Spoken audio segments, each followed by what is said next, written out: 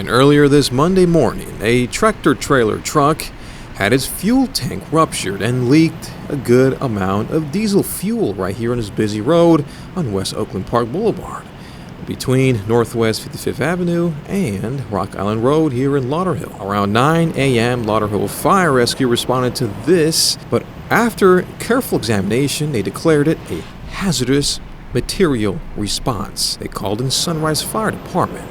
Sunrise has a Hazmat Special Operations Unit. They arrived and worked with their firemen, and together were able to clean up the fuel spill here on Oakland Park. This could have been a very dangerous situation. A small spark could have ignited this entire road, this intersection, and burned, killed, and caused mayhem. Luckily, this was suppressed and stopped in time, controlled by these brave Lauderhill and Sunrise firefighters.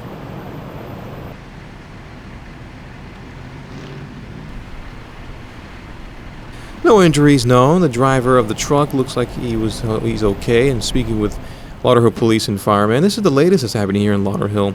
Stay tuned for more details, and as always, appreciate you watching. I'll see you on the next. Reporting with Action 55 News, Lauderhill, South Florida.